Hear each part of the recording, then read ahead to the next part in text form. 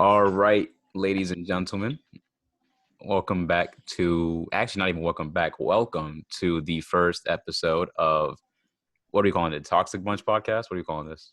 Have you Like, even, yeah. all right, the Can we call Toxic, it that even though we're missing a member? I don't, I don't know. I don't think he was ever interested. You don't even have him saved as a contact. I'm not going to sit here and lie. It's like, not, but what's it called? Yeah, so I'm going to let y'all introduce yourselves. Let's start with the mask on. Hello, my name is Stefanos. Stefanos, I go by Steve. I currently am quarantined. That's why I have a mask on. And that's me. All right, LED lights. My name is Nubia. I'm from Lancaster. And yeah, that's it. All right, bookcase. Okay, I'm Galila. I'm also from Lancaster. All right. So the point of this podcast today, and we were planning this, but I guess today I felt motivated to do it, especially. The Jacob Blake situation, Jacob Blake incident happened, I think Monday was when it happened. Correct me if I'm wrong, but it happened Monday, and we've all seen the video. We've all seen what's going on and what what occurred afterwards. Today, NBA games canceled, MLS games were canceled, MLB games were canceled. So I want to process y'all thoughts about that, and we'll start with Steve. It was a very tragic incident, and thoughts and prayers to him and his family. Well, I mean, there's no way to go about talking about a tragic event like this. But what I learned from this situation is, even after all the protests and all the protests, all the marches that we've had for the past few months, really nothing has changed. We've just been yelling for no outcome at all. There's still very big issues in this country, and just like the case of Breonna Taylor, the officers have not been arrested or charged, and there really has not been any positive. There's really not been any movement towards a real change in the country. Just small little things that companies have done, put out messages, small little incentives they've given to the Black community that really don't do anything for us. I mean, it's a good look for the company and whatnot, but it really hasn't done anything for us. And also, there have been protests that have broken out. If y'all have seen what's been going on, and I think it was yesterday, there was Blue Lives Matter. Protest. I wouldn't call him protester usually. They called him a vigilante in the news. Wasn't a very good use for the term vigilante, but he went out and he was, well, as I read it, he was protecting a shop with a few other individuals, and he used his firearm and he shot into the crowd of protesters, killing two and injuring a third. And just like the news that has come out from that incident, with the fact that he walked right back past the police as he was telling them himself that he had killed two people, and the protesters yelling that he had killed somebody. Police didn't do anything. He went home after that, and he ended up getting arrested, but still, he went home peacefully, and nothing happened to him in that instance. As if it were a Black man who had done that, he would have definitely faced probably irreversible consequences on the spot. But that just shows the difference between the way we're treated in the country, if that wasn't already present and known by everyone. Yeah. I just feel like this shows just how far behind we are and how much we haven't done, how much we haven't caused any real change at all. That's my 2 cents. LED. I mean, yeah, he basically, like he said in the beginning, like there's no real way to like express how you feel basically on this, because like it's crazy how these kinds of things keep happening, and even after the fact, like people still fail to realize like how wrong these kinds of things are, even after all the protests and after all of the like everything that we've been doing for so long after quarantine basically, and for so long before that. um, Things like this keep happening, and like we're not seeing any type of change. So it's just like it's hard to, like, I don't even know how to feel about it. Like it's hard to put words to like how I'm feeling, and I guess that's how most of the people are feeling as well, because it's there's no words. It's insane. That's how I feel. Galila. Yeah. I mean, what when I think about it, like, what can I possibly say that hasn't already been said, that hasn't already been shouted, that hasn't already been written, that hasn't already been experienced? Like, at this point in time, well, I'll correct myself. It's always been the fact that if people are choosing not to do something about what's happening, like not to protest, not to use their platform, not to advocate, then it's not because they're uneducated on the matter. It's not because they don't know what's going on. It's a deliberate choice. It's a choice to be ignorant, and it's a choice to just, it's, you're choosing to value your own existence over an entire race. Um, yeah, I mean, I don't know what I could possibly say that hasn't already been. All the resources are out there, everything you could possibly need to educate yourself on this matter. And I say educate with quotations because you don't need to read a book to know that someone's life matters. But yeah, I mean, I don't know what I could possibly say. It's just it's a tragedy. Yeah. Yeah. And when you look deeper into the details, I mean, not supposedly, but like he was breaking up a fight between two girls, and cops showed up on the scene, as they should. I mean, it was a fight, that's their responsibility to show up in the scene. However, he was walking back to his car, and, it's one thing if he was resisting arrest, but like the force comes into play. Like how much force is necessary to detain or to, calm down a person. It doesn't matter what race, what color skin they are, but they put 7 bullets into his back, effectively ending his life. Not ending it as in like he died, but like, I mean, he's paralyzed from the waist down. It's not like much he can do. I mean, I'm not sitting here saying he can't live a life, but again, it's a very limited life that he can live from It's just now on. quality of life. Yeah. Yeah. So, I mean, then the question of how much force is necessary. I don't know if y'all saw the video on Instagram, but a white man was resisting arrest for like 20 minutes, 25 minutes, and the cop did everything in his power not to shoot him. I don't even think he got tasered. That's the funny thing.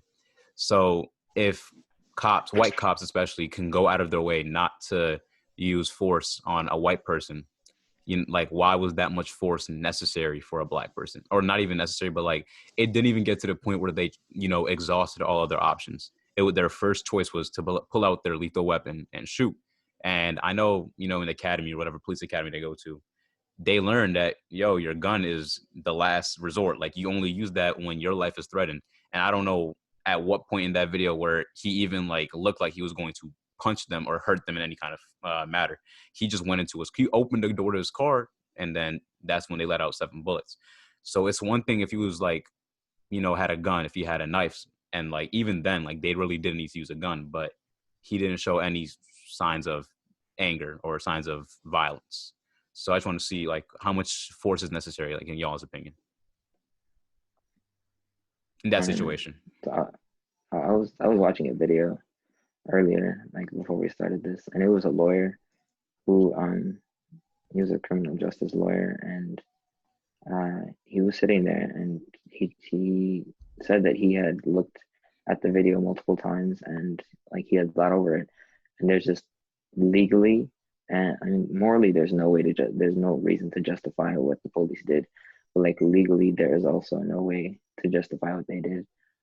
They were definitely in the wrong. That is attempted murder, and like they definitely need to face the consequences for their actions.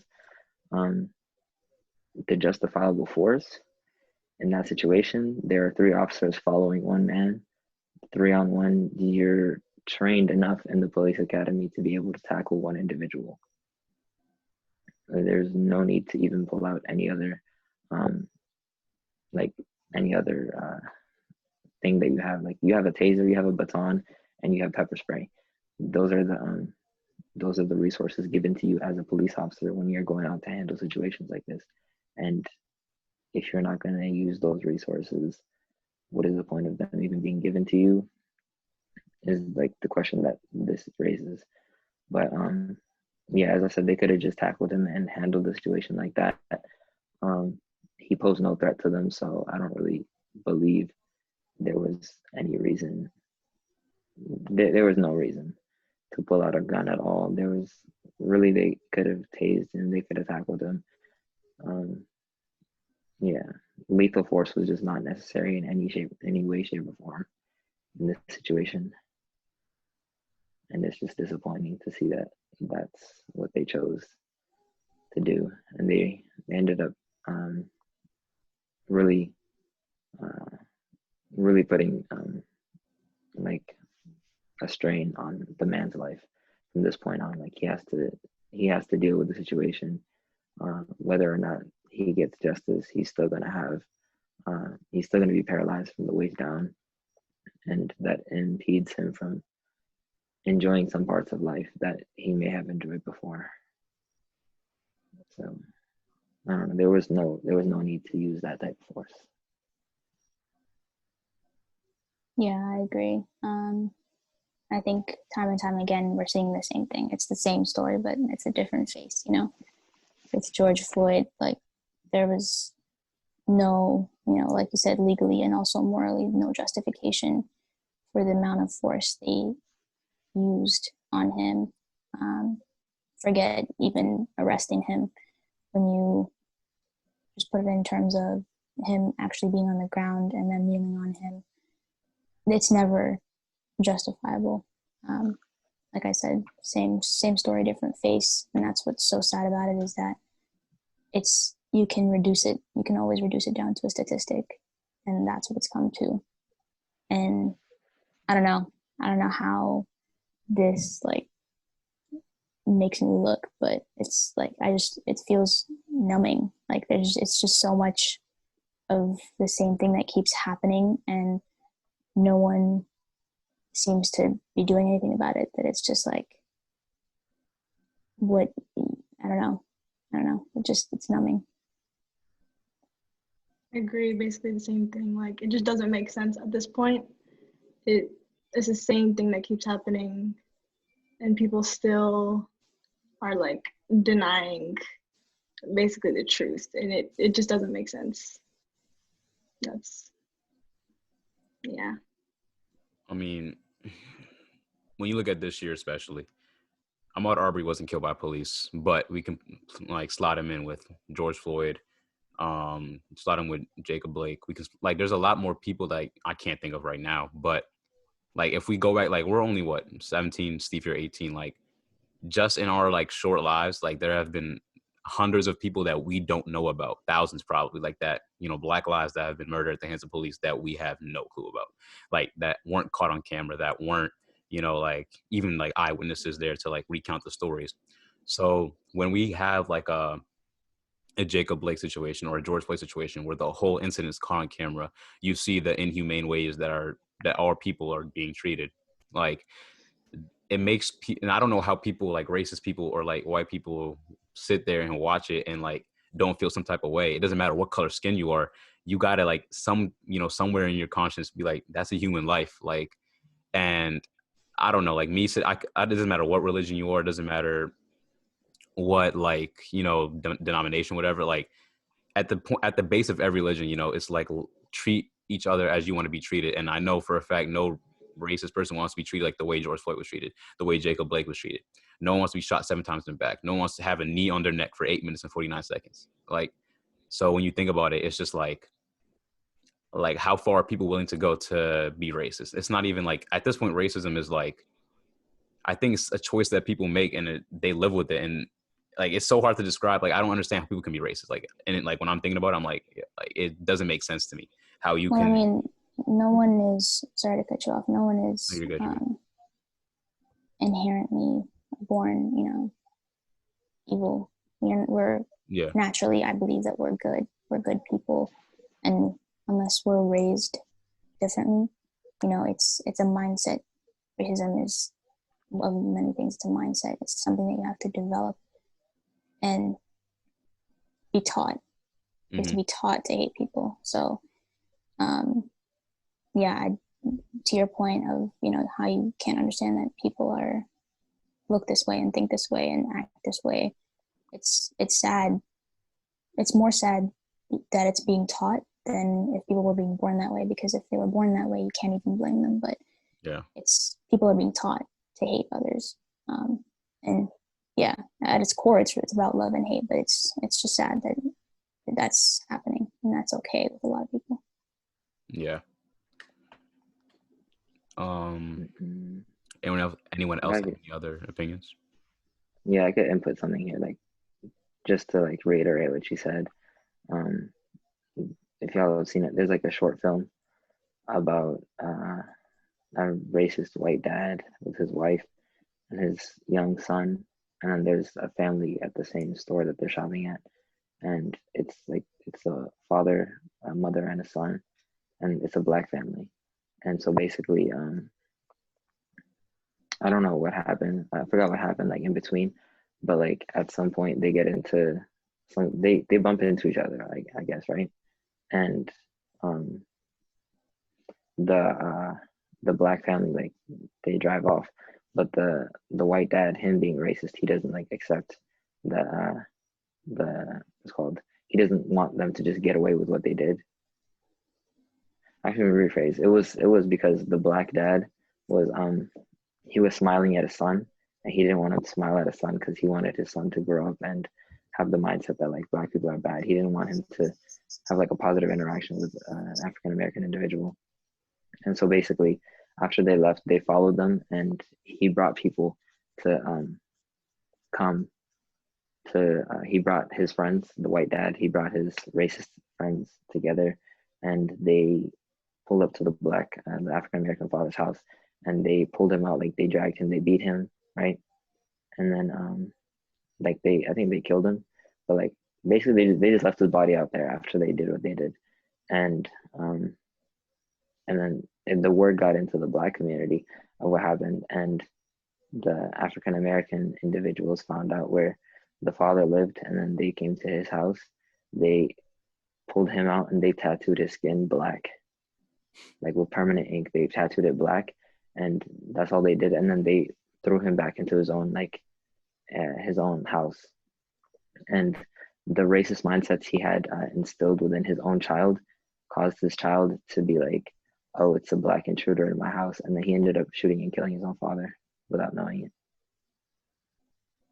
And so they're just like, that video is what I was reminded of when she said that it's something that's taught and instilled within your mind.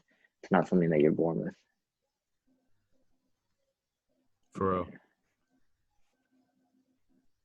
It's hard to understand. It's hard to decipher, and